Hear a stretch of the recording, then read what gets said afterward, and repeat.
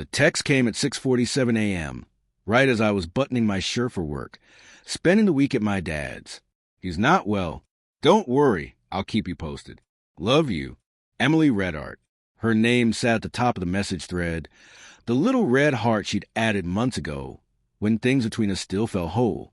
I stared at the words, love you, and felt a dull ache in my chest. Her father had been sick on and off for years. It wasn't unusual for her to spend a few days helping him, but a full week? That was new. Still, I didn't question it, not at first. You don't begin a marriage by doubting the person you share a bed with. You start by trusting. But trust, I would learn, can rot quietly, eaten from the inside like would by termites. The first odd thing happened 2 days later.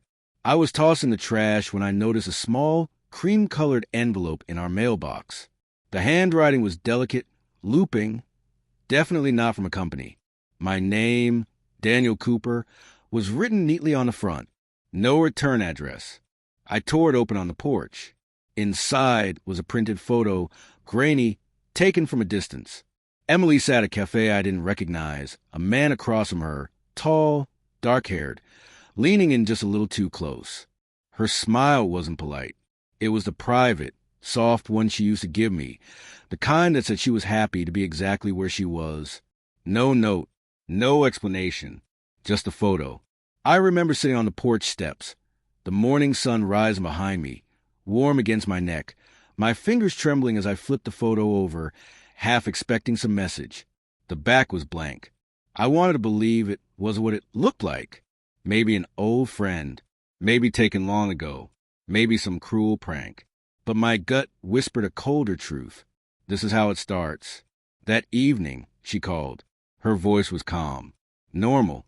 Dad, still not great, she said. I might stay through the weekend. You okay without me? Yeah, I lied. Just miss you. She sighed softly. I miss you too, Dan. But in the background, I could hear it. Faint laughter, a man's voice, maybe a TV. She said she was in her father's guest room. Her dad didn't even have cable. When she hung up, I sat in silence, listening to hum of the fridge, feeling something unravel in my chest.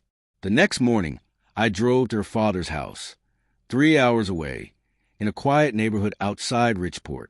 His old Chevy sat in the driveway, curtains drawn tight, no answer when I knocked. I called Emily. Nothing. Then her dad, straight to voicemail. Across the street, a neighbor, an older woman named Mrs. Grant, opened her door and waved. Looking for Bill? Yes, ma'am. And his daughter, Emily. Her expression softened.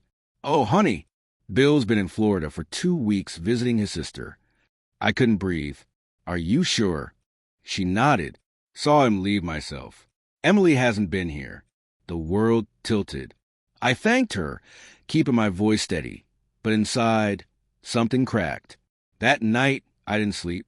I sat in the dark living room. Photo in one hand, her text in the other, comparing them like evidence in some twisted case. She lied. Flat out lied. But why? And who was the man? 3 days later, the mailman came again. Another envelope. Same cream paper.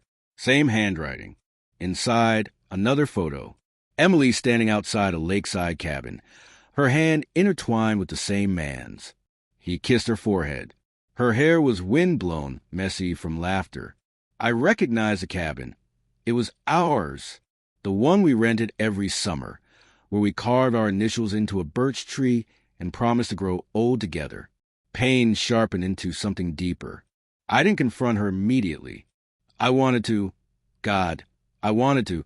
But part of me needed to see it for myself before destroying what little remained. By Friday, I'd taken the day off.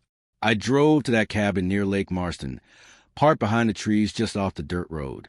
The air was quiet except for birds and the wind rustling through the pines.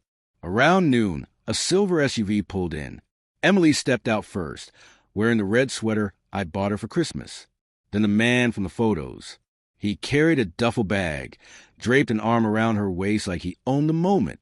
I gripped the steering wheel until my knuckles went white. She looked effortlessly happy. They disappeared inside. I didn't storm in, didn't scream, Didn't make a scene. I drove home and thought, for hours. The next morning, I went to the post office, bought a large envelope, printed every photo, including more I found on her hidden iCloud account. She left her old iPad synced to ours. There were pictures of her and him, Ryan, as I discovered from a saved contact, on trips she claimed were girls' weekends, Paris, Denver, the lake. I added one more thing, a copy of our joint bank statement, showing a $3,200 transfer to an R.V. Mitchell. At the bottom, one sentence in blue ink. I hope he's worth what you threw away. I sealed it, addressed it to her office, and waited. It arrived Tuesday. I know because she called at 1:14 p.m., voice shaking, breathless. Dan, what is this? Why would you? I didn't let her finish. I wanted you to see it all in one place. The lies, the money, the man. It's easier to understand betrayal when it's printed on paper. She began to cry. Please? I can explain. No, I said quietly. You already did. Every time you lied. Every time you left. Silence. Then a whisper. I didn't mean to hurt you. You just didn't care enough not to. I hung up. That night, I returned home to find the house emptier. Her things were gone, most of them. The scent of her perfume vanished. For the first time in months, the quiet felt honest, not heavy. 2 weeks later, another letter. Same cream envelope, same handwriting. I hesitated before opening it. Inside was a single photo, not Emily, not Ryan. Me, sitting on the porch that first morning, holding the very first photo I'd received. Beneath it, written in neat cursive, she's not the only one who deserved to know the truth. No signature, no explanation, just a chilling reminder that someone out there had watched it all unfold, my pain, my disbelief, my revenge, and decided I was part of their story, too. I keep that photo in my desk drawer now, not as a trophy, not as a scar, but as a reminder. Betrayal doesn't always come from strangers, and revenge doesn't always bring peace. Sometimes, it just closes a chapter that should have ended long before the mailman ever arrived.